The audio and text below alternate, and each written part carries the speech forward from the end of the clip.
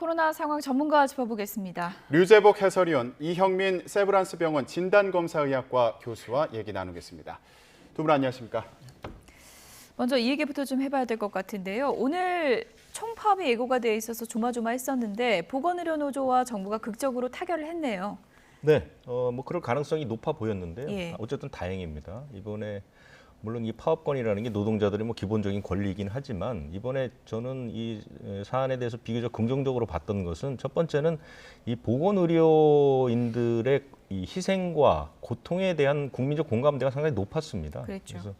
그리고 이제 협상 내용도 그 21개 협상 가운데 이 막판까지 이제 쟁점이 됐던 내용도 보면 어느 일방의 무슨 이익을 위한 것보다는 공적인 성격들이 많았거든요. 그렇기 때문에 정부가 통 크게 받아준다면 크게 어렵지 않았을 것 같고요. 그다음에 현재 코로나 상황이 워낙 엄중하다 보니까 예. 파업으로 갔을 경우에 파생되는 그런 피해들 이런 것을 감당하기가 쉽지 않았기 때문에 예. 뭐 다행스럽게 된 것 같고요. 지금 합의한 주요 내용을 저희가 이제 그래픽으로 예. 좀 정리해봤는데 이 21가지의 쟁점이 있었는데요. 16가지는 뭐 진작에 의견들이 다 접근이 됐고 예. 지금 이제 문제가 되는 것은 뭐 지금 그 좀 다행인 것은 생명안전수당이라는 것들이 제도화됐고 그다음에 이제 그 간호사 한 명당 실제 환자 수 같은 것도 법제화하고 근데 이게 다 이제 법으로 만들어야 되는 것들이기 때문에 예. 이것이 얼마나 국회에서 이제 빠르게 법제화가 되느냐 이것도 근데 이제 당장 넘어야 되는 될 것들이 아닌데요. 당장 되는 것은 아니고요. 예. 대개 이제 뭐 길게는 한 3년 정도의 계획을 가지고 있습니다. 이 수당 같은 경우도 뭐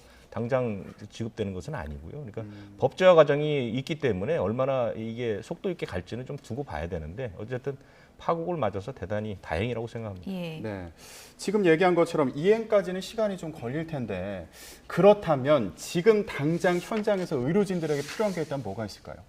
일단 제일 필요한 거는 아무래도 인력 지원일 것 같습니다. 그러니까 지금 여기 이 합의안에 보시면은 여러 가지 이제 제도화를 통해서 여러 가지 인력이나 이런 부분들을 과로하지 않도록 그렇게 지금 만드는 제도적인 장치들은 마련이 되니까 제도적인 장치를 마련하려는 그러한 여러 가지 이제 합의는 됐는데 예. 이게 되려면 시간이 걸립니다. 당연히 그렇죠. 그래서 그리고 지금 이제 제일 중요한 거는 지금 현장에서 굉장히 수고를 하고 있는 분들에 대한 인력 지원, 즉각적인 인력 지원은 뭐 임시 인력이나 이런 것들을 통해서라도 제가 보기에 좀 이루어져야 될 것 같고요.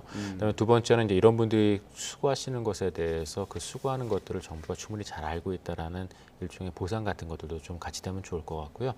또 한 가지 이제 좀 아쉬운 거는 물론 이제 이 내용들 여러 가지 뭐 내용들이 다 합의가 됐겠지만 이제 간호사들에 대한 여러 가지 내용들이 지금 합의가 됐는데 그 외에도 의료진이라고 부르는 거는 굉장히 다양한 그냥 인적 구성을 갖고 있거든요. 예를 예. 들어 뭐 진단 검사를 하고 있는 뭐 병리사라든가 또는 그 외에 뭐 응급 구조사라든가 굉장히 다양한 분들이 또 수고를 하고 계시기 때문에 이런 분들에 대해서 좀 종합적으로 이런 분들이 앞으로는 이런 너무나 좀 힘든 고생을 하지 않도록 보완하는 그런 제도가 필요할 것 같습니다. 코로나 전쟁의 최전선에 계신 분들이기 때문에 앞으로 이제 코로나와의 사태가 길어지면 길어질수록 더 지칠 수밖에 없는데요. 네. 좀 각가지 좀 지원 대책이 나왔으면 좋겠다는 생각이 들고요. 유재복 의원님, 코로나 이제 확진자 수 추이를 보니까 지금 뭐 50일 넘게 계속 2,000명 전후를 이제 왔다 갔다 하고 있는 그런 상황이어서 내일 거리두기 개편안 나오는데 연장 쪽에 무게가 지금 실리는 거죠. 뭐 완화할 요인을 찾기가 어렵죠. 예. 왜냐하면 상황 자체가 워낙 지금은 뭐 일단 급등기는 막았다고 봅니다. 예. 갑작스럽게 뭐 정점은 좀 지난 건가요? 정점을 지났다고 아직 얘기하기는 어렵죠. 예. 왜냐하면 이제 뭐 2,000명이 넘어가는 순간들이 있기 때문에 예. 그래서 정점까지 갔는지 안 갔는지 파악은 어렵지만 어쨌든 급등하는 상황. 지금보다 뭐 몇천 명이 늘어나는 상황은 막은 것 같습니다. 왜냐하면 벌써 그 수도권 4단계 거리두기가 8주째입니다. 그렇죠. 그러니까 이 뭐 어느 정도 효과는 있다고 보는 것이고요. 그렇지만 그렇다고 해서 앞으로 남은 2주 또는 한 달 동안 이 거리두기 단계를 낮출 수 있는 어떤 요인을 찾아보기 어렵거든요. 이동량도 늘었다 줄었다 하는 것이고요. 감염 재생산 지수도 일 안팎에서 왔다 갔다 하기 때문에요. 제가 볼 때는 연장하는 것은 뭐 불가피하다 이렇게 봅니다. 네. 그렇게 거리두기는 연장하겠지만 그런데 내용적인 측면에서 사적 모임 민원을 6에서 8인으로 완화할 수도 있다. 뭐 이런 얘기도 나오더라고요. 어떻습니까? 뭐 그것은 확정된 것은 아무것도 없고요. 예. 어제 생활방역위원회라는 게 열리거든요. 이것은 이제 정부가 발표하기 직전에 방역뿐만 아니라 뭐 경제적인 곳에 계신 분들이라든가 이런 분들을 다 이제 모셔서 마지막으로 최종 의견을 듣는 그런 자리가 이제 어제 저녁에 열렸는데 그때 내용을 좀 들어보면 약간 그 사적 모임과 백신 접종자들에게 어떤 혜택을 줘야 된다는 의견들이 나온 것 같습니다. 예. 정부도 그 부분에 대해서 어느 정도 고려를 하고 있는 것 같고 그런데 상황이 엄중하다 보니 어떤 결론이 내릴지는 사실상 잘 감은 잡히지 않는데 풀어지는 방향으로 논의되고 있다 정도까지는 얘기를 들었지만 구체적인 내용은 아직 결정된 것은 없습니다. 예를 들어서 백신 접종자가 뭐 포함될 경우에서 6인에서 8인까지 모임이 풀릴 수 있다 하면은 아무래도 좀 고향 가는 분들이 늘어날 수밖에 없겠네요. 어제도 한번 설명드렸지만 예. 이 추석 방역 대책의 큰 틀 가운데 가장 핵심은 가족의 만남, 그 다음에 이에 따른 이동의 문제거든요. 그러니까 두 개는 서로 연계가 되어 있습니다. 그래서 가족 모임을 풀어주면 이동이 늘어나고 그렇게 되면 감염이 확산될 가능성이 커지는 것이거든요. 예. 그렇기 때문에 아주 신중하게 결정을 해야 됩니다. 네. 그러니까 지금 소상공인의 생계 그리고 국민의 피로도 이런 것들도 감안을 해야 되는 예. 상황이다 보니까 여러 가지 고민을 하고 있을 것으로 보이는데 교수님, 일단 1차 접종을 마친 국민이 절반 정도 되는 상황이지 않습니까? 이런 상황에서 지금 얘기 나눈 것처럼 사적 모임을 좀 완화한다던가 뭐 식당이나 카페 영업 시간을 좀 늦춘다든가 이런 방안들 무리는 없을까요? 어떻게 보세요? 저는 조금 불안하다고 생각을 하는데요. 지금 해설위원님도 말씀 주셨지만 지금 감소하고 있는 추세도 아니고 지금의 상황 굉장히 그러니까 불안한 균형을 맞추고 있는 상황이거든요. 근데 이 상황에서 누르는 힘이 조금이라도 약해지는 상황이 되면 지금 현재 하루에 2,000명씩 나오고 있는 확진자 숫자가 급증할 가능성이 굉장히 높습니다. 지금 그런 상황이기 때문에 방역에 대해서는 일관적인 정책이 필요하고 국민들이 혼란을 겪지 않을 정책들을 저는 내놔야 된다고 생각을 하는데요. 근데 지금 논의되고 있는 것 중에서 6에서 8인 모임을 허용하겠다. 1차 백신 접종자를 인센티브를 주겠다. 근데 인센티브라는 건 예방접종률을 올리기 위해서 쓰는 거거든요. 근데 지금 예방접종률이 85% 정도 지금 돼 있는 상황에서 지금 인센티브를 준다고 그분들이 더 이렇게 많이 들어올 것 같지는 않습니다. 이 인센티브는 사실 인센티브라 보기는 어렵고 자영업자분들을 위해서 모임을 가지라는 일종의 완화책에 가깝거든요. 그러면은 분명히 방역에는 악영향을 줄 가능성이 높습니다. 더더군다나 1차 접종자를 기준으로 인센티브를 주는 건 지금 현재 국내 코로나19 변형이 대부분 델타 변이인 걸 고려했을 때 델타 변이는 분명히 1차 접종자에 대한 예방 효과는 30%밖에 안 된다라고 영국에서 데이터가 나왔거든요. 그런 상황에서의 방역 완화는 저는 조금 위험하다라고 생각을 합니다. 네. 그런데 이제 요양병원 계신 분들이요. 아무래도 이제 몸도 편찮으시고 하니까 오랫동안 가족들을 너무 못 보면 건강이 더 악화될 수 있다는 우려도 있더라고요. 그래서 요양병원 계신 분들 같은 경우에는 소규모로 가서 그래도 얼굴이라도 좀 뵐 수 있으면 좋겠다라는 분들이 많은데 어떤 방법이 좀 없을까요? 그러니까 요양병원은 좀 다른 문제일 것 예. 같은데요. 지금 말씀드렸던 거는 사회적인 거리두기, 즉 만남을 막거나 이동량을 증가시킬 예. 수 있는 여러 가지 전반적인 조치들에 대해서는 저는 위험하다고 생각은 하지만 요양병원 같은 경우에는 지금 예방접종률이 그래도 거의 한 90% 이상 되는 상황이고 그렇죠. 그다음에 그렇기 때문에 이분들에 대한 감염 전파의 위험성은 비교적 많이 낮은 편이고 감염이 되더라도 돌파 감염이 혹시 되더라도 위중증이나 사망으로 갈 가능성은 저는 높지는 않다고 생각을 합니다. 그래서 이런 경우에 있어서는 예방접종을 맞으신 분들이나 이런 경우에 부분적인 방문 정도로 허용하는 것은 괜찮다고 생각하는데 이게 지금 전국적인 어떤 이동량 증가나 이런 것들이랑 연관되어 있는 부분은 아니거든요. 그렇기 때문에 요양병원에 대한 거는 지금보다는 약간은 완화해도 괜찮을 것 같아요. 원래 지난 명절 때는 좀 요양병원 면회가 좀 금지됐었잖아요. 네. 이번엔 좀 달라질 수 있는 가능성이 있을까요? 뭐 지금 이 교수님 얘기하신 것도 그렇고 방역 전문가 분들도 그 부분에 대해서는 그러니까 이제 면회할 수 있는 방법이라는 게 사실은 뭐 비대면 면회 정도 뭐 그 정도는 고려해 볼 수 있지만 정부가 사실은 그 7월에 새로운 거리두기를 두면서 그 백신 접종 인센티브 내용 중에 이제 이 요양병원 시설 면회 부분이 이제 큰 부분을 차지했었거든요. 그때는 사실은 대면 면회도 뭐 허용을 한다는 얘기까지 나왔지만 지금 상황은 그럴 상황은 아닌 것 같고요. 비대면 면회 쪽에서 조금 고려가 되고 있는 것은 맞는 것 같습니다.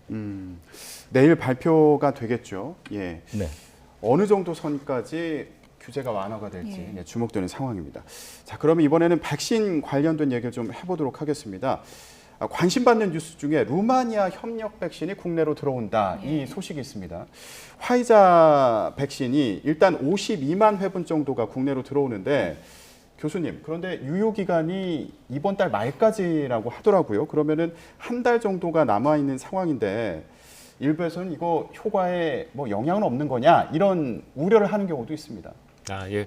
아마 그런 우려가 드실 수도 있을 텐데요. 근데 이제 저희가 모든 의료 제품이나 이런 것들의 유효기간은 굉장히 보수적으로 잡혀 있거든요. 그러니까 100%의 성능을 담보할 수 있는 가장 최단 기간으로 보통 잡아놓기 때문에 이 정도의 유효기간은 제가 보기에 뭐 충분한 그 유효기간이 남은 걸로 그렇게 생각이 되고, 또 한 가지 중요한 거는 지금 100만에 들어오면 굉장히 많다고 생각이 되는데 저희가 어저께 예방접종 인원이 신규 접종이 17만 7천 명이고 2차 접종이 53만 3천 명이었거든요. 예. 합치면은 거의 70만 명 정도가 어저께 접종을 했습니다. 이거는 100만 분 들어와 봐야 하루 이틀이면 다 쓰는 분량이거든요. 그래서 네. 이거는 이제 사용을 저희가 어떻게 하느냐에 대한 계획만 잘 짠다면은 유효기간 안에 충분히 접종을 하고도 남을 정도의 분량이기 때문에 저는 큰 문제는 없을 것 같습니다. 예. 일단 분량을 빨리 확보하는 게 좀 중요할 텐데 유재복 의원님, 모더나 공급 이번 주에 들어오는 거 조금 일정이 불안한 게 아닌가 일각의 우려도 있었는데 오늘 일부 좀 들어온다 그래요? 글쎄요, 왜 불안했는지 저는 잘 모르겠습니다. 예. 제가 이건 취재한 바로는 불안한 요소가 없었는데 어떻게 어떤 과정에서 자꾸 불안감이 커졌는지 모르겠지만 어쨌든 뭐 오늘 이제 100만 회분 정도가 들어오고 나머지 500만 회분이 순차적으로 들어온다고 이제 방역 당국이 공식적으로 발표를 했거든요. 예. 그렇기 때문에 물량의 차질은 없을 것으로 보입니다. 예. 그렇다면 뭐 이 귀하게 쓸 수 있죠. 이제 모더나라는 게 사실 우리가 전체적인 백신 접종의 일정 자체가 모더나가 들어오지 않으면서 막 어그러진 부분이 굉장히 많지 그렇죠. 않습니까? 접종 간격, 네. 그다음에 이제 그 49살 이하인 분들이 갑자기 이제 화이자로 바뀌는 부분, 이런 부분들이 이제 원위치가 될 가능성이 높고요. 그럼 40대 이하 9월 초중순에 맞는 분들이 모더나 맞을 가능성이 높은 건가요? 그것은 이제 그 방역 당국에서 물량의 배분을 보고 예. 결정을 해야 됩니다. 지금 왜냐하면 우리나라에 지금 남아 있는 그 백신이 한 1,000만 회분 정도 남아 있거든요. 예. 거기에 이제 아스트라제네카가 반 정도 되는데 예. 아스트라제네카는 그 연세 많으신 분들, 그렇죠. 60세 이상 분들의 2차 접종용으로 쓰이니까 이제 그쪽으로 활용이 되는 것이고요. 그 다음에 남은 분량이 이제 화이자가 한 300만 회분 정도 남아 있거든요. 그러니까 모더나가 600만 회분이 들어오게 되면 이제 그 물량을 어떻게 활용할 것인가를 결정을 하겠죠. 그런데 예. 정부의 큰 방침은 49살에서 18살 이분들에게 모더나를 활용하겠다 이렇게 발표를 해놓은 상황이거든요. 예. 그러니까 아마 그쪽으로 활용될 가능성이 있어서 일부 접종 일정이나 이런 것들이 바뀔 가능성도 배제할 수는 없습니다. 예. 그러면은 지금 물량을 놓고 봤을 때 일단 추석 전에 1차 접종 70%를 하겠다 이게 목표인데 여기에는 지금 문제가 없는 상황이라고 보면 될까요? 이제 모더나가 제대로 들어오면 그 추석 이후에 맞기로 했던 분들 지금 그 예약을 다 바꿨지 않습니까? 그게 이제 어제까지 다 예약을 이제 당겼지 않습니까? 그분들도 무리 없이 맞게 되니까요. 70% 맞는 건 문제가 없어요. 진짜. 예.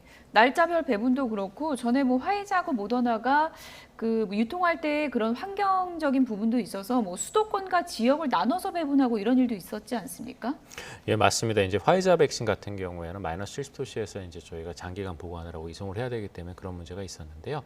근데 이제 금년 2월 달에 미국 FDA에서 화이자 백신도 마이너스 20도씨 운송 보관이 가능하다라고 지침을 변경했고 국내도 그게 이제 금년 4월 달 중순에 이제 반영이 됐습니다. 그래서 지금 현재는 이런 화이자나 모더나 백신의 이송에 있어서 큰 차이는 없기 때문에 제가 보기에만 활용에 있어가지고 큰 문제는 없을 것 같습니다. 네. 자, 이렇게 백신 접종 관련해서 모더나 백신이 어떻게 수급이 되는지 이것도 변수로 작용을 하고 있는데 지금 코로나19 변이 바이러스가 등장하는 것도 또 다른 변수가 될 것으로 보입니다. 콜롬비아에서 뮤라고 불리는 변이 바이러스가 새로 나왔다고 해요. 예, 맞습니다. 이 뮤라고 부르는 바이러스는 이제 이전명은 제가 B.1.621이라고 부르던 바이러스입니다. 근데 이제 이게 새롭게 관심 변이로 이제 등록이 되면서 뮤라는 이름을 받았고요. 네. 이 바이러스 같은 경우에 처음 이제 보고된 거는 금년 한 1월인가 2월 정도쯤에 이제 콜롬비아에서 최초로 보고가 됐고 이게 이제 관심을 갖고 있는 이유는 현재 콜롬비아에서 금년 한 3월 정도부터 3, 4월을 거치면서 콜롬비아 국내의 코로나19 발생의 지금 많은 부분을 이 바이러스가 지금 차지를 하고 있거든요. 그게 이제 첫 번째 이유이고 두 번째로는 지금 이 바이러스가 갖고 있는 변이들 중에서 E484K라는 변이가 있습니다. 근데 이게 저희가 이제 남미 변이라고 알려져 있는 베타 변이 하고 공통되는 변이이고요. 예. 이게 이제 백신에 의해서 형성된 면역력을 회피할 가능성이 있는 바이러스이다 보니까 지금 WHO가 이 바이러스를 뮤라고 이름을 짓고 그다음에 이제 관심 변이 이제 새롭게 분류를 했습니다. 관심 변이를 분류했다는 거는 그만큼 확진자가 많다는 얘기인가요? 아니요, 그렇지는 않고요. 예. 저희가 이제 이 변이형은 크게 세 단계로 분류를 합니다. 예. 첫 번째가 관심 변이, 베리언트 오브 인터레스트라고 얘기를 하고, 2단계가 되면 이제 우리가 공중보건에 영향을 줄 수 있는 요인들. 그거는 크게 어떤 면이 있냐면요. 첫 번째, 이전 감염이나 백신에 대한 면역력을 회피할 가능성이 있는 경우. 예. 두 번째, 치료제에 반응을 하지 않을 가능성이 있는 경우. 세 번째, 진단 검사로 진단이 되지 않는 변이를 갖고 있는 경우, 요 세 가지를 보통 저희가 관심 변이라고 얘기를 하게 되는데요. 근데 그러할 가능성이 여러 가지 과학적 증거나 역학적 증거로 입증이 되면, 그러면은 그때는 이제 베리언트 오브 컨선, 주의 변이가 됩니다. 예. 그리고 그 베리언트 오브 컨선 중에서 다시 또 중대한 공중보건학적인 결과를 초래할 수 있는 변이가 되면 그게 이제 베리언트 오브 메이저 컨시퀀스라고 그래서 최고 단위의 변이가 되거든요. 예. 근데 아직까지 이러한 최고 단위의 변이로 지정된 건 없고, 델타도 관심 변인가요? 델타, 알파, 베타, 감마, 델타는 예. 주의 변이입니다. 주의 베리언트 변이. 오브 컨선이고요.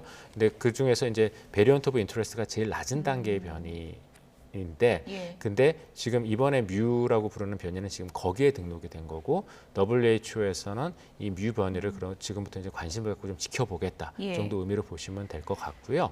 그 다음에 이 분류도 사실은 좀 국가마다 좀 다릅니다. 이제 미국 CDC하고 유럽 CDC하고 WHO가 약간은 좀 다르거든요. 예. 그래서 이런 것들은 저희가 너무 지금 걱정하실 필요는 없고 예. 그냥 그렇게 지금 등록이 돼 있으니 앞으로 어떻게 흘러갈지 좀 지켜봐야겠다 정도로 보시면 될 것 같습니다. 어쨌든 뭐 변이와의 싸움에서도 우리가 장착할 수 있는 무기는 백신밖에 없는데 백신 접종과 관련한 궁금증을 하나하나 좀 풀어보도록 하겠습니다. 백신을 맞았는데 한 며칠 괜찮다가 한 며칠 3, 4일 후부터 두통과 구토 증상이 생겼는데 이게 괜찮은 건지 궁금하신 분들이 있는 것 같아요. 많이 걱정되실 것 같은데 예. 보통 저희가 통상적으로 한 3일 이내에 생기는 이런 반응들은 일반적인 그냥 예방접종 이상 반응 정도 생각하고 그냥 좀 참는 경향들이 있으신데요. 예. 근데 그러다 갑자기 또 없었던 분이 이렇게 생기니까 더더욱 많이 걱정이 되실 것 같습니다. 근데 중요한 거는 저희가 일반적으로 겪는 이상 반응이라 하더라도 그 반응 때문에 일상생활이 힘들어지실 정도가 되면 당연히 그건 의료진을 찾는 것이 맞습니다. 예. 그래서 이거는 의료진 오시는 게 좋고 또 한 가지 중요한 거는 저희가 이제 없던 이상 반응이 3일이 지나서 특히 이제 두통이나 구토와 같은 이상 반응이 생겼을 경우에는 아스트라제네카 백신 같은 경우는 굉장히 드물지만 혈전증에 의한 반응이 만약에 뇌혈관 쪽을 건드렸을 경우에는 이런 또 반응이 나타날 수가 있거든요. 예. 그래서 극심한 두통, 그 다음에 구토, 그 다음에 이중시, 그러니까 뭐 사물이 두 개로 보인다던가 이런 반응이 나타났을 경우에는 즉시 응급실로 오셔야 되는 예. 상황이라고 볼 수가 있습니다. 근데 그렇지 않은 경우는 대부분 3일 지나도 또 이런 이상 반응이 나타나는 경우가 있기 때문에 그런 경우에 이제 타이레놀이나 이런 해열진 통제 드시면서 보시고, 하지만 말씀드렸던 것처럼 그럼에도 불구하고 일상생활에 지장을 받을 정도면 반드시 병원에 와서 진료 받아보시기를 권장드립니다. 네. 교수님, 그러면 간단히요. 대체 이 이상 반응은 언제까지 관찰을 해야 되는 건지 이것도 궁금하거든요. 보통 통상적인 인사 반응은 저희가 세 단계로 나누게 되는데요. 30분 이내까지 관찰하는 아나필락시스라는 중증 면역 이상 반응이 있고요. 그다음에 보통 이제 한 3일 정도에서 4일 정도까지 진행이 되는 일반적인 이상 반응이 있고, 그다음에 이제 심근염, 혈전증 이런 좀 이렇게 중대 이상 반응 같은 경우에는 보통 3일에서 1주에서 2주 정도까지 나타나게 돼 있거든요. 네. 그래서 그 정도 한 2주 정도까지 주의 깊게 보시면 되고 굉장히 드물게는 한 2주에서 4주 사이도 나타나는 것들이 있긴 있습니다. 근데 네. 그런 건 워낙 드물게 나타나는 이상 반응이 있기 때문에 통상적으로는 한 2주 정도면 충분하실 것 같습니다. 네, 알겠습니다. 저희가 백신 접종 후에 나타나는 이상 반응에 대해서 얘기를 나눠봤는데 그러면 이런 경우는 어떨까요? 다음 질문 보여주시죠. 네, 백신 1차 접종 후에 후유증을 심하게 앓은 경우입니다. 그러면은 이거 2차 접종을 해야 되는지 고민되는 경우도 있고 병원에서도 좀 고민을 해보자 이런 경우도 있다고 하는데 어떻게 하는 게 좋을까요?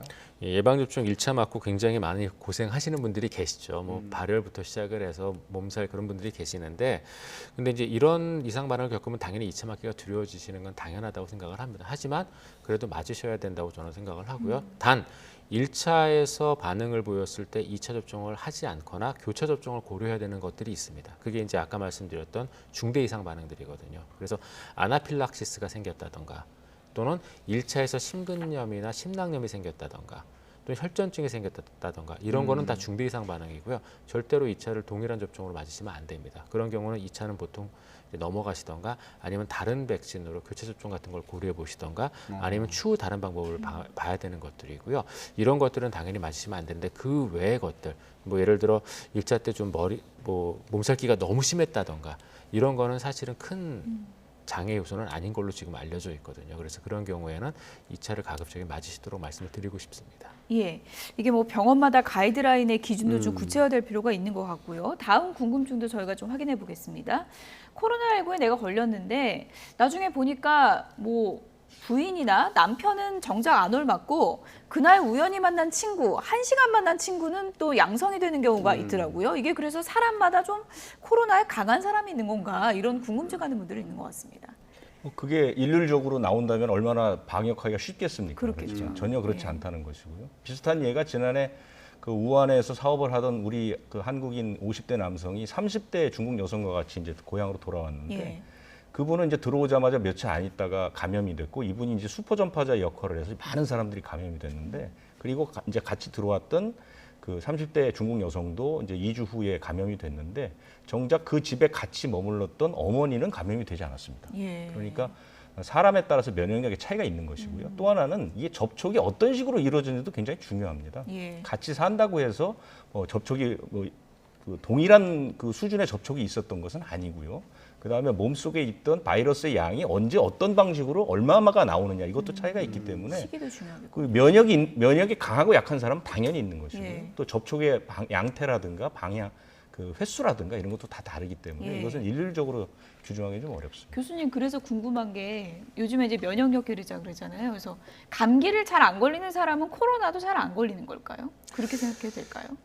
글쎄요. 그거는 제가 보기에 좀 몇 가지 고민할 부분이 있는데요. 예. 말씀드렸던 것처럼 자연 면역이 강해서 안 걸리는 분들은 당연히 뭐 코로나19가 들어와도 이길 가능성이 높겠지만 근데 감기에 잘 안 걸린다라는 거는 본인이 면역력이 강할 수도 있겠고 아예 감기에 걸릴 환경에 노출되지 않을 수도 있거든요. 그래서 여러 가지의 요인들이 작용하기 때문에 일반적으로 얘기하기는 좀 어렵고요. 다만 이제 자연 면역이 강한 경우는 분명히 동일한 그 조건에 노출되더라도 감염될 가능성이 조금 낮기는 합니다. 왜냐하면은 우리가 바이러스 한 마리가 몸에 들어온다고 감염되는 게 아니라 우리 몸의 면역 체계를 이길 정도의 바이러스가 들어와야 감염이 되는 거거든요. 그래서 우리 몸의 면역 체계가 자연 면역이 잘 처리할 수 있을 정도의 낮은 양의 바이러스면은 통상적으로 감염이 안 되는 거거든요. 근데 이게 면역력이 너무 약하면 그러면 그런 정도의 바이러스가 들어와도 감염이 되는 현상들이 있기 때문에 일단 면역력이 어느 정도 영향을 미치는 것은 맞습니다. 근데 그것만은 아니다라고 말씀드리고 싶습니다. 영향 미친 여러 가지 요인이 있다는 설명이었고요. 그럼 다음 궁금증 살펴보겠습니다. 자, 코로나19 바이러스는 공기 중에도 몇 시간 살아있을 수 있다고 하던데 음식에 침이 튀어서 전파될 수도 있을까요? 그러니까 음식물을 통한 전파 사례도 있는지 어떻습니까? 지난해 그 코로나19 사태 초기에 정부에서 생활 속 방역 수칙이라는 것을 일일이 다 지정을 했습니다. 예. 식사 때 방역 수칙. 그 중에 중요했던 게 뭐냐면 음식을 한국 사람들은 이제 하나의 음식을 놓고 서로 나눠 먹는 그렇죠. 그런 그 습관인데 예. 이 습관을 하지 말라. 각자의 그릇과 각자의 그 식기를 사용하는 것. 이 부분이 이제 지침으로 결정이 됐거든요. 그것은 무슨 뜻이냐면 음식을 통해서 전파할 가능성이 매우 높다는 것이죠. 네. 그렇기 때문에 그리고 이제 코로나19 바이러스라는 게 이제 공기 중에서도 몇 시간 살아남고 특히 이제 이런 딱딱하고 차가운 물체에서는 며칠, 일주일 산다는 그런 보고도 있어요. 그렇기 때문에 음식 먹을 때도 특별히 조심을 하셔야 됩니다. 코로나가 이제 좀 식문화도 바꿔놓는 그런 풍경을 좀 볼 수 있는 것 같아요. 네, 그렇습니다. 그래서 음식점 같은 데도 요즘에는 앞접시 두고 반찬 같은 것도 좀 각자 덜어서 먹을 수 있게 하는 것 같은데 그런 게 이제 상당히 좀 감염 예방에 중요한 요소가 되겠군요. 예, 맞습니다. 코로나19뿐만이 아니라 모든 호흡기 감염 예방에 다 도움이 되는 거고요. 그래서 개인 반상이나 이런 형태의 식생활 습관이 아마 좀 더 보급이 된다면은 통상적인 독감이나 이런 호흡기 감염의 전파 차단에도 도움이 될 걸로 생각을 하고요.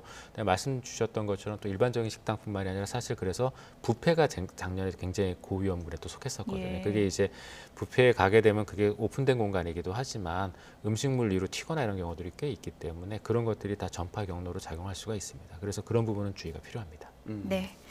여기까지 듣겠습니다. 지금까지 유재복 해설위원, 이영민 세브란스병원 진단검사의학과 교수 두 분이었습니다. 고맙습니다.